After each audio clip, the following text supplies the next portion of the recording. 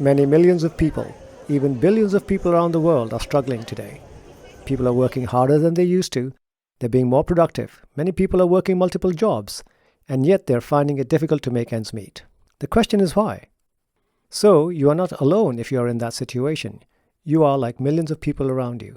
And there are plenty of self-serving interests that benefit from keeping people confused about the realities around them. When I've explained the situation, you will intuitively know the reasons I give to be true. You will be clear of the two simple reasons why you are failing to make ends meet. And when I've explained, you'll say, of course, the reasons were staring me in the face.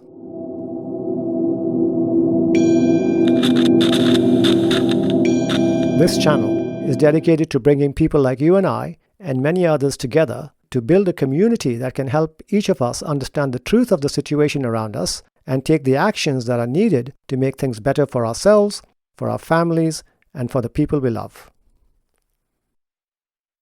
Having watched or listened to this, you will be in a better position than most other people to understand why you, like millions of others, are struggling. And you'll be clear of the two simple truths. I will also spend time busting the big myth of why people are being blamed for their spending habits. And finally, I'll explain the two-income trap. Better still, at the end of this video, I will point you to a tool that will allow you to assess a little more precisely how you are spending your money and what your current financial situation is. As it is often said, if you can't measure it, you can't manage it. And once you've measured it, you'll be able to take the actions necessary to do something about your current situation. And if you're interested, I could suggest some ways that could help improve your situation. With this information, you'll be able to take more control of your life, and with knowledge comes power and the ability to make the right decisions and take the right actions towards your goals. For over 30 years, I've helped organizations achieve their ambitions. These have included governments, oil and gas companies, financial institutions, and utilities across the globe. While it was somewhat more straightforward to help these large companies, I found that helping individuals was different and that ordinary people were not getting the results they needed.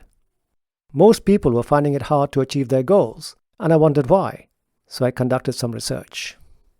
I went back to first principles to understand why things were working for corporations, but not for people. What I found was, people intuitively knew some of the reasons, but this information hadn't been mindfully absorbed. It was therefore difficult for them to quantify the consequences and how it affected their situation. And so people were finding it hard to use that knowledge and make their lives better. Sure, there's plenty of information out there, but there's also lots of contradictory data and news that is designed to confuse people.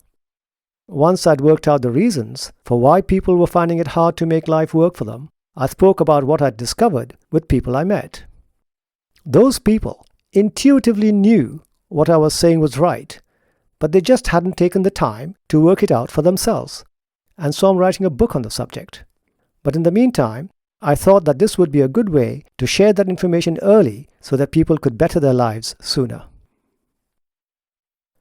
Here's the first simple truth. Most people, no matter how hard they work, no matter how many hours they do, no matter how many jobs they hold down, their income, year on year, will continue to decline. Scary, isn't it? Even depressing. But sadly, it's true. The fact is, year after year, people are making less money, and this pace of diminishing income is only accelerating. And it all started a long, long time ago. And here's why. Some time ago, half the population, the women, raised families, and the men went out to work. That was the normal state of affairs prior to the First and Second World Wars, and it was normal for the family to live on wages brought home by a single worker in the household. Of course, at this time, it was unfortunate that women were economically dependent on the men, and they therefore had a weaker standing in society. During World War I, as men were recruited as soldiers to go and fight, women picked up the slack back home on farms and factories.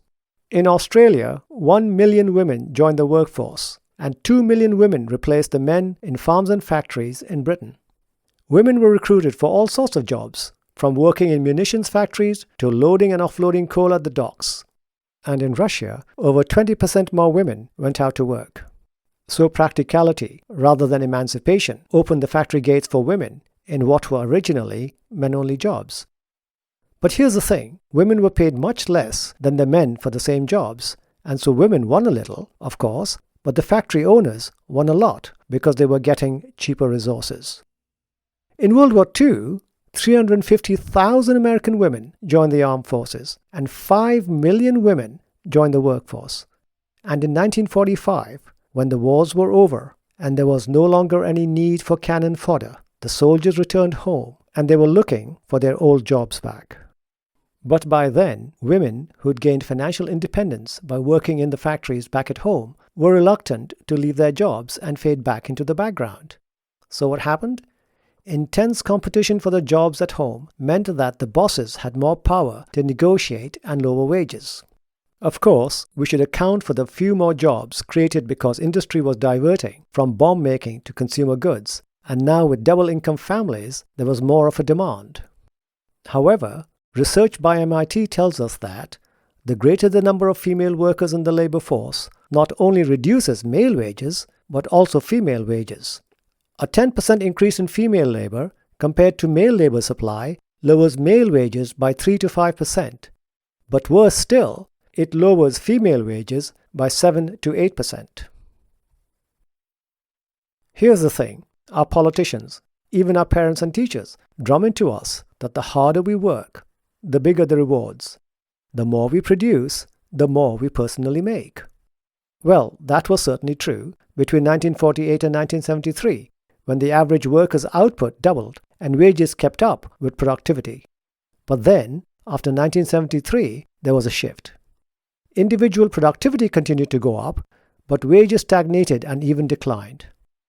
Between 1973 and 2013, worker output went up by 74%, but most of them saw very little reward for that effort. Most of the profits from that increased productivity went to the top of the corporate chain, leaving the remaining workers far behind. Between 1979 and 2013, the top 1% increased their income by 138%, while middle-income workers only saw a 6% rise in the money that they took home. However, the paycheck for the lowest wage workers sunk like a submarine below the surface, to 5% below 1979 levels. As if that were not enough, artificial intelligence, robotics, outsourcing and offshoring are all lowering wages further as the competition for the remaining jobs intensifies. If you're finding any of this useful, please like this video. It brings it to the notice of other people and it helps grow a community. If we can do that, we will be able to make real change. And if you ring the bell, you'll be notified of other videos I'll be producing for this community. Also, please add your comments. It encourages discussion. You may also wish to bring along new ideas you wish us all to discuss. Now let's continue where we left off. Even with lower wages, when you had more than one person working in a household after the war, families were still better off. Now here's the second simple truth, which may not be obvious. When you have more than one person in the household having to work, then it brings its own set of unique problems. Two-worker households are of course more dependent on time-saving devices such as washing machines and dryers to reduce household chores and that bigger fridge and freezer to save on grocery runs. In addition to the purchase price of these items, they consume more water, more electricity, which all adds to the bills. Electricity bills in the US went up 60% between 1990 and 2018. With two people at work, there's of course the need for childcare and babysitters. Childcare spending amounts to 10% of the average family income. Two people need an additional car to go to work, and public transport doesn't always fit the bill, especially with the state of public transport at the moment. Now we are told that the second car is a luxury. Is it really? So right there, there's another expense. And of course, on top of the cost of the car, there are the gas bills, the repair bills, and the running costs. The cost of gas has more than doubled between 1996 and 2018. These additional costs pick away at the extra income that comes in because of more than one person working in the family. And with competition in the workplace being so high, People not only work longer hours, but they also bring work home, and so again, there's less time for domestic chores. People therefore resort to buying ready-made meals to save time, and they pay for gardeners and cleaners and so on, and these extra bills pick away at the additional take-home income. And here's another thing. To get ahead, people spend more time in education. It used to be that you could get a job that would allow you to make a decent living straight out of school. But now to compete, you have to go to university and get a degree. And today, a first degree is not enough. To compete with other people around you, now that everybody has a degree, you need a master's degree or even a PhD. And what does all that additional education time do? It delays your ability to earn an income, and it adds to your debt, which has to be paid off, and therefore extra bills for many, many more years. With higher education being valued so much, all these extra students wanting university places is driving prices up, and student debt has skyrocketed. And then, after these students have left university, they find that employers are offering less for their labor. Compared to 1998, by 2013, the buying power of the average graduate salary fell by 5%. As usual, women fared worse with a drop of 6.5%. To make matters worse, these graduates found that fewer jobs offered healthcare. Whereas in 1989, 61% of graduates found that at least part of their healthcare was covered by their employers, by 2012, this had dropped by half to 31%, and dental care costs have doubled between 1996 and 2014.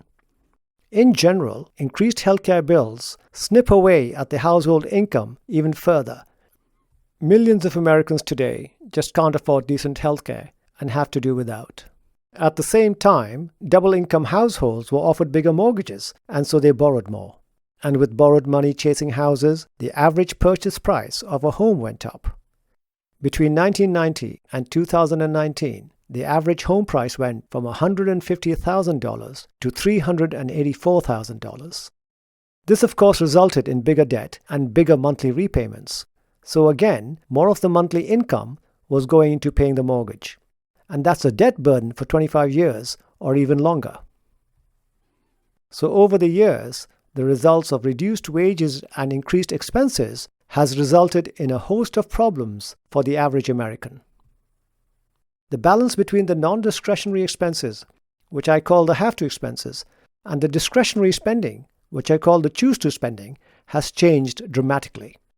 People, especially the poorest amongst us, are spending a lot more of their money on expenses they just can't avoid. This results in very little money left over for those choose-to items. The hardest hit in America are low-income households who spend 40% of their income on their mortgage or 50% on paying rent. In 2012, the poorest Americans spent 98% of their income on essential items and bills. This left them with just $367 a year or $1 a day to spend on anything else.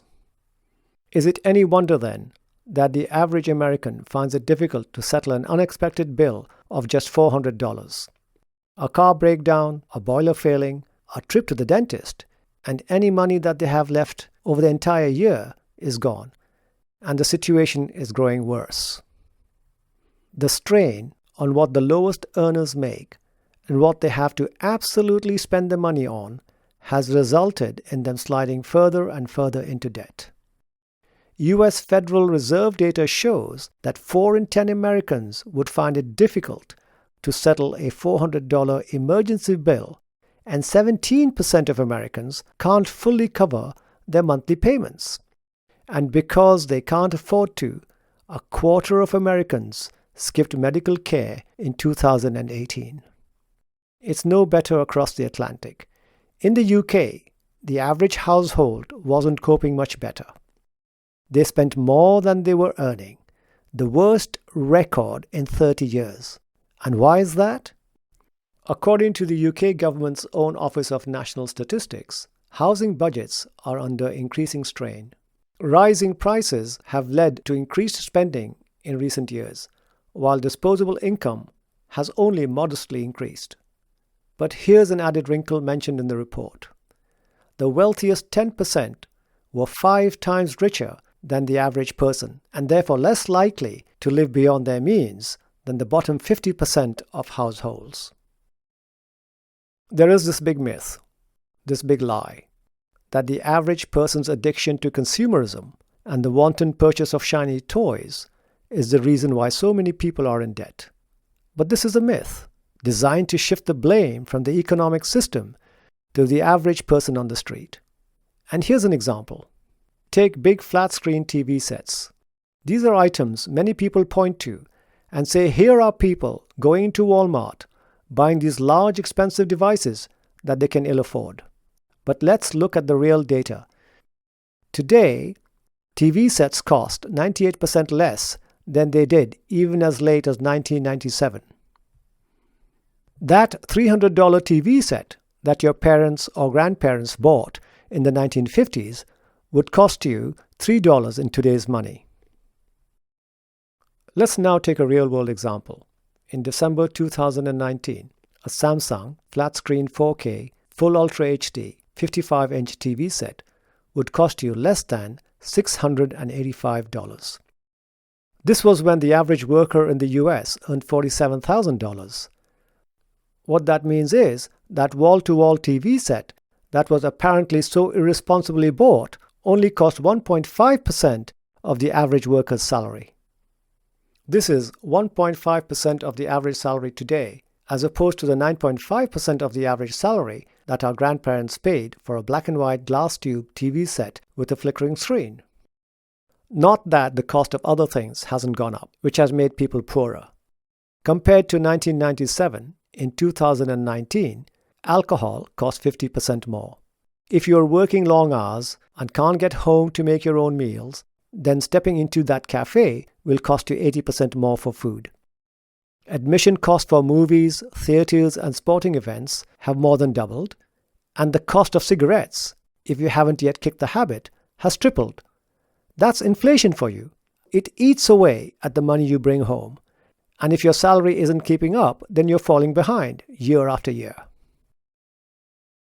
So the major reason why most people are struggling, continuing to struggle, and their lives are getting worse is because on the one hand, salaries are stagnating or even going down, and inflation is going up, which means that the salary that you had 10 years ago is just not good enough.